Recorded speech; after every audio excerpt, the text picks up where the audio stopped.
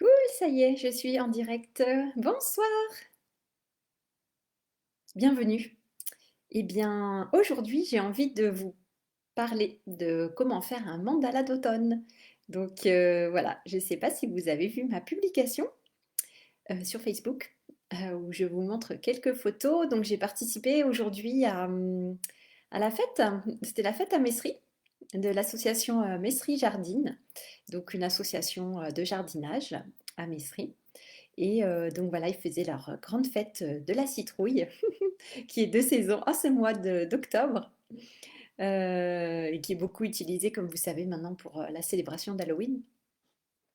Donc là, c'était la fête de la citrouille et j'ai pu participer, présenter mes activités. Donc avec les enfants, nous avons fait un mandala d'automne, donc sur le thème de la citrouille, avec tous les beaux fruits qu'on peut trouver dans la forêt.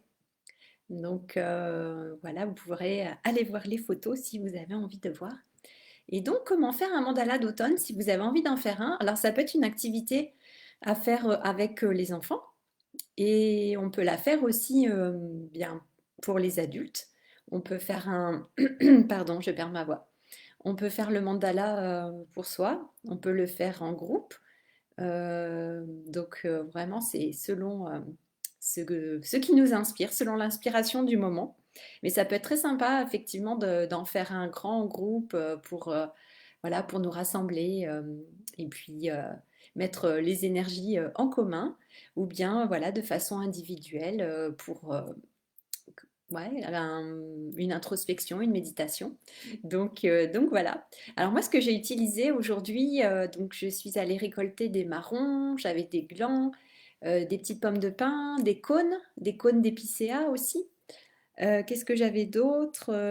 Différentes feuilles de différentes tailles, de différentes couleurs. J'ai pas beaucoup trouvé de feuilles rouges, mais c'est bien de pouvoir voilà, avoir des feuilles de toutes les couleurs, jaune, verte, marron, rouge. Donc essayez vraiment de trouver toute la gamme, toute la palette des couleurs que vous pouvez trouver à proximité.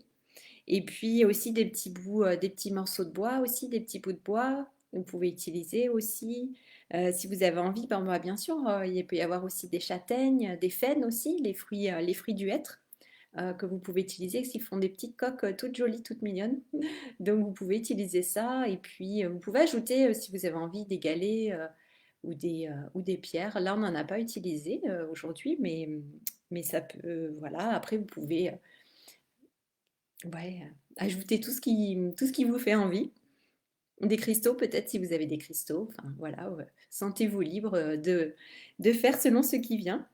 Et donc voilà, l'idée c'est de se connecter cœur à cœur avec le centre du mandala et mettre quelque chose vraiment qui nous semble important au au centre du mandala qui représente notre cœur et notre centre aussi, pour nous reconnecter à notre centre, revenir à notre centre, revenir dans l'unité si vous voulez. Donc voilà, nous on a commencé par le centre et puis ensuite on a pu aller voilà, de plus en plus large autour de ce centre. Et sinon, on peut faire des spirales aussi si on a envie, pas que des cercles. Vous pouvez faire des spirales, des triskells, donc la triple spirale, qui est vraiment ouais, un symbole très important dans la tradition celtique et druidique. Donc faites, et puis pas seulement d'ailleurs, parce que là, oui, le triskel, on le retrouve déjà au néolithique, donc c'est très très ancien. Il y a au moins 5 ou 6 000 ans, donc vous voyez, c'est vraiment un symbole de la vie aussi, de la vie, du cycle de la vie, de la mort, de la renaissance. Donc on peut l'interpréter voilà, selon voilà, de multiples façons, donc il faut voir comment ça nous parle à nous. Donc vous voyez, vous pouvez vraiment laisser aller votre créativité pour faire vraiment un mandala qui vous parle. Et puis ensuite, eh bien, l'idée c'est vraiment de faire voilà, selon votre inspiration du moment. Et puis après, prendre un temps aussi, s'il est grand, vous pouvez entrer dans votre mandala aussi parce que ça crée aussi un vortex énergétique, hein. Le fait de, surtout si vous faites une spirale, mais bon, avec des cercles aussi, de toute façon, ça crée de toute manière un vortex énergétique. Vous pouvez utiliser aussi des symboles de géométrie sacrée si vous avez envie. Et ensuite, vous pouvez entrer dedans s'il est assez grand et vous pouvez donc bah, méditer dedans ou vous allonger et juste laisser faire les choses, laisser faire les énergies, laisser faire la nature. Voilà, vous pouvez aussi le faire en offrande pour les êtres de la nature, pourquoi pas, qui aiment la beauté, qui aiment ce genre de réalisation. Et puis après, vous pouvez le défaire une fois que c'est terminé. Donc c'est vraiment une œuvre éphémère aussi, hein, les mandalas, c'est comme les mandalas de sable qui sont défaits aussi. Donc voilà, je vous invite vraiment à tester, surtout cet automne, c'est vraiment une activité super chouette à faire. Donc comme je disais, soit avec les enfants ou voilà, en tant que adulte, seul ou en groupe. Et voilà, c'est vraiment une activité vraiment très très sympa qu'on peut faire aussi dans le jardin ou en forêt directement. Ou ramener voilà, les produits de la forêt à la maison. On peut le faire aussi dans son salon, hein. Et puis s'en servir aussi. Ça peut être même, là ce qui me vient, comme une roue de médecine en fait. Vous pouvez créer votre cercle, votre mandala comme une roue de médecine que vous pouvez utiliser aussi chez vous, dans votre salon, et puis après vous le défaites quand vous avez terminé. Donc ça peut être une belle pratique, voilà, à la fois ludique et très, très connectée, très spirituelle et en même temps complètement connectée à, voilà, à la matière, encore une fois. Donc c'est pour ça, moi j'aime bien, ça me parle beaucoup, toutes ces créations avec les produits de la nature. Et voilà, on trouve tout à disposition dans la nature.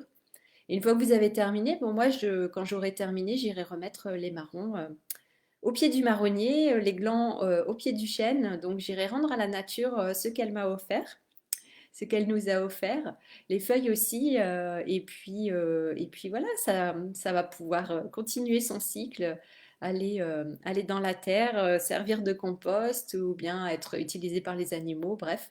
Donc c'est l'idée voilà, de pouvoir rendre ensuite à la nature ce mandala et puis disperser tout ce qu'on a utilisé. Voilà, voilà. Donc voilà, si vous avez envie de le faire, eh bien allez-y et puis amusez-vous. Il y a des super belles photos à faire aussi, des super beaux tableaux à faire. Et ressentez vraiment aussi, comme je disais, au niveau vibratoire et énergétique, l'effet que ça fait sur vous de faire ces mandalas parce que c'est pas du tout anodin. Voilà. Donc écoutez, je vous souhaite une bonne soirée. Et puis, on se retrouve demain, voilà, pour un nouveau défi live. Et puis, voilà, j'espère que vous avez passé un bon week-end, que vous êtes bien ressourcés, vous avez bien profité de la nature. Et voilà, on se retrouve demain. Ciao, ciao, merci.